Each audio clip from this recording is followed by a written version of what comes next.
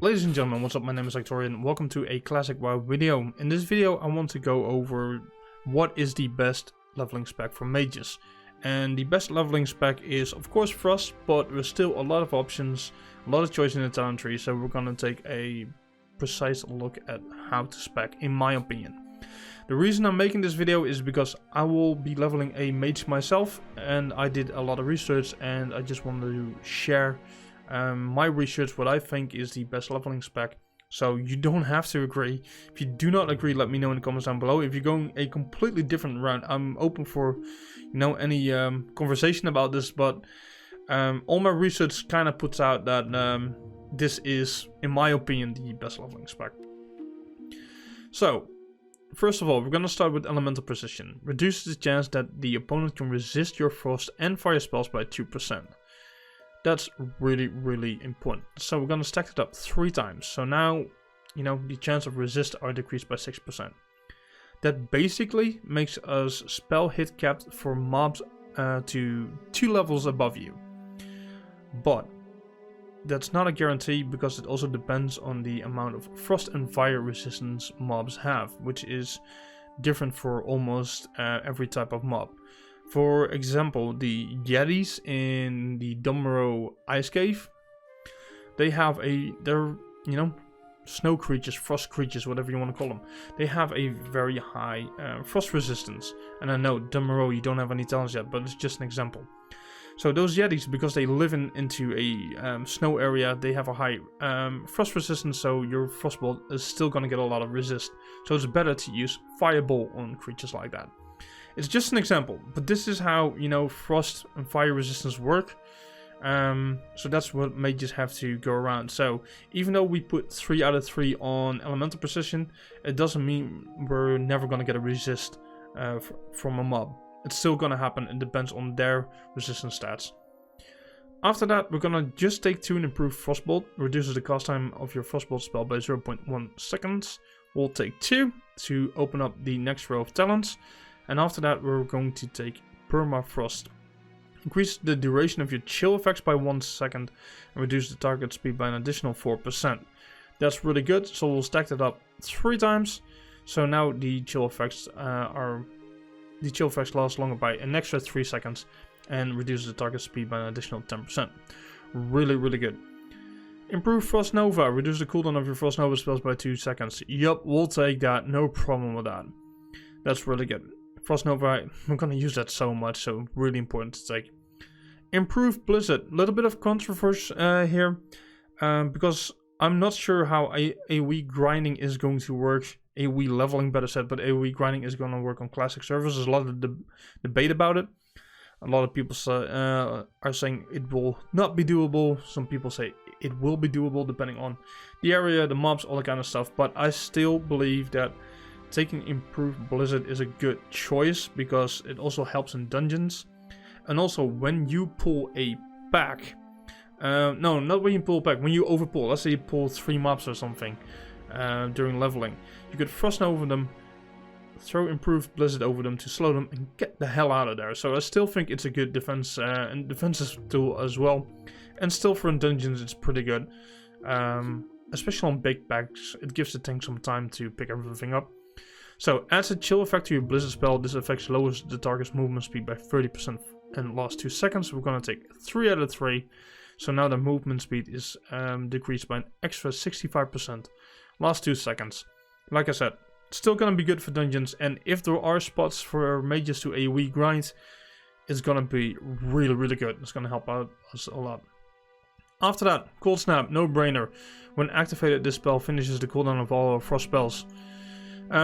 For example, for a double Frost Nova, really good. So use Frost Nova, use Cold Snap, use Frost Nova. There you go. After that, we're going to go to Piercing Ice. Increases the damage done of your frost spells by 2%. We're gonna take that, but only 1 at first.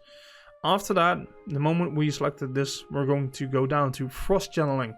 Really important that you take this talent, in my opinion. Reduce the mana cost of your frost spells by 5%. Really important. That's a lot of mana saving, and reduces the threat cost by frost spells by 10%. That's nice as well, but we want to have 3 out of 3, so reduce the mana cost of your frost spells by 15% and reduces threat by 30%. But the mana reduction is so freaking important. That means less drinking, less downtime during our leveling. Really, really important. After that, we're going to go the Arctic Reach route. Increases the range of your Frostbolt, Blizzard spells, radius of your Frost Nova, and Cone of Cold spells by 10%. We'll take 2. After that, we'll go with Ice Block. That's no brainer. We're gonna take Ice Block first. I would highly recommend, even if you're on a PvE server or whatever, it's gonna save your life. So after Arctic Reach, take Ice Block. Take Ice Block. You become encased in a block of ice. Well, we all know what Ice Block does. There you go. But take that and then take 3 out of 3 in Improved Cone of Cold. Increases the damage dealt by your Cone of Cold spells by 15%. We're stacking that up 3 times. So now our Cone of Cold is buffed by 35%. There we go. So then we'll finish off Piercing Ice. Increases the damage done. We're gonna do that. And after we finish up Piercing Ice, we're going to go up to Ice Shards. Increases the critical strike damage bonus of your frost spells by 20%.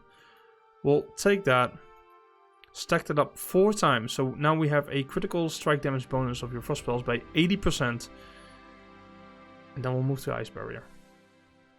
Instantly shields you, absorbing 438 damage lost for 1 minute. There we go. Then we'll move over to the Arcane tree. This is the moment we're going to swap to Arcane. We have the best parts of Frost right now. There are still some stuff I want, but before that we'll move over here first. We're going to go to Arcane Subtlety. Reduces the target's resistance to all your spells by 5. Stacks up lovely with Elemental Precision. Really good combo. So we're going to take that. Take 2 in those. So now the target's resistance to our spells is reduced by 10. And after that we move to Arcane Focus. Reduces the chance that the opponent can resist your arcane spells by 2%. We'll only take 3 just to unlock the next Arcane tree. And then we're going to go to Arcane Concentration. It gives you a 2% chance of entering a clear casting state after any damage spell hits a target. The clear casting state reduces the mana cost of your next damage spell by 100%. So we want to stack this out 5 out of 5. So now we have a 10% chance of a clear cast state. So how does that work? I'm going to use Frostbolt as an example here. So let's say you cast Frostbolt on the target. The moment that Frostbolt hit, you have a 10% chance to enter a clear casting state where you can cast another Frostbolt with no mana charge. Free of charge, no mana cost whatsoever. So now we have Arcane Concentration. We'll move back over to Ice Shards. Gonna increase the critical strike damage bonus of your frost spells by 100%. Gonna finish that off. And then I'm gonna go back to the Arcane tree. Going into Arcane Resilience. Increases your armor by an amount equal to 50% of your intellect. Gives me some armor. Gives me some survivability. I want that. So I'm gonna take that. And after that I'll move to Shatter. Increases the critical strike chance of all your spells against frozen targets by 10%. So we're gonna stack it up 5 times.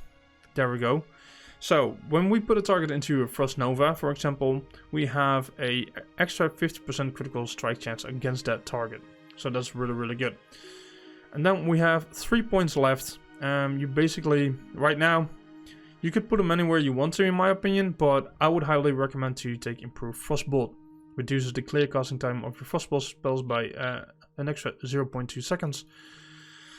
So I would lower Frostbolt to 0.5 seconds. And then, here you go. In my opinion, this is the best leveling spec for the Frost Mage. So I hope you guys enjoyed this video. If you do, please give it a thumbs up. If you like my content in general on my channel, then consider subscribing to my YouTube channel. If you do not agree with my talent tree, with my spec right here, then please let me know. Let me know why. I'm always open for a nice conversation. And yeah, links for Twitter and Discord are in the description box down below. I hope you have a great day. Thank you so much for watching and listening. Bye bye.